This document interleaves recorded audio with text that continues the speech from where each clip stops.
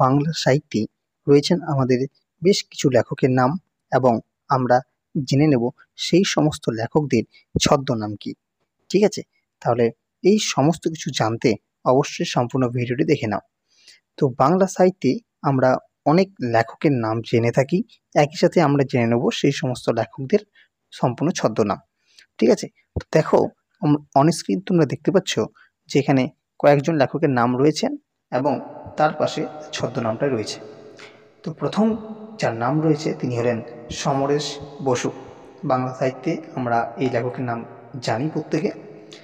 সমরেশ বসুর ছদ্মনাম হচ্ছে কালকূট। দ্বিতীয় যেটি রয়েছে রবীন্দ্রনাথ ঠাকুর, বিশ্বকবি রবীন্দ্রনাথ ঠাকুর, যার ছদ্মনাম হচ্ছে ভানু সিংহ। তৃতীয় রয়েছে গোলাম মোস্তফা, যার ছদ্মনাম সত্যপীঠ। চতুর্থ রয়েছে এটি, তা হলো কালী প্রসন্ন সিংহ, যার ছদ্মনাম হুতম পেঁচা। এরপর যিনি রয়েছেন তিনি হলেন প্রমথ চৌধুরী, যার ছদ্মনাম হচ্ছে বীরবল।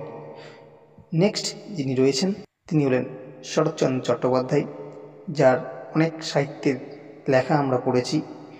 তার ছদ্মনাম হচ্ছে অনিলা দেবী।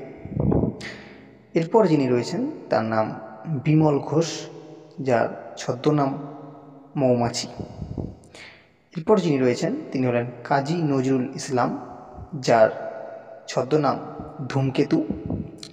তারপর যিনি রয়েছেন তার নাম জীবনানন্দ দাশ, যিনি একজন প্রকৃতপ্রেমী কবি। তার লেখা অনেক কবিতা আমরা ছোট থেকেই পড়েছি। তার যে ছদ্মনাম তা হলো কালপুরুষ।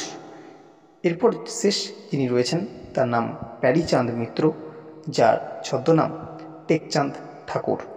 তাহলে এখানে আমরা বাংলা সাহিত্যে উজ্জ্বলতম নক্ষত্রের মতো যারা ফুটে উঠেছেন ঠিক সেই রকম কিছু লেখকের নাম এবং সাথে তাদের যে ছদ্মনাম ব্যবহৃত হয়েছে বাংলা সাহিত্যে তা আমরা জেনে এলাম। তো এইরকম নিত্য নতুন ভিডিও পেতে অবশ্যই তোমরা প্রত্যেকেই চ্যানেলটাকে সাবস্ক্রাইব করবে এবং ভিডিওটি ভালো লেগে থাকলে অবশ্যই একটা লাইক করে দেবে, কারণ এইরকম নিত্য নতুন ভিডিও আমাদের চ্যানেল থেকে তোমরা প্রায় পেয়ে থাকবে। ঠিক আছে?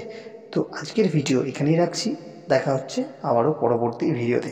তোমাদের প্রত্যেককে ধন্যবাদ জানাই আমাদের সম্পূর্ণ ভিডিওটি দেখার জন্য।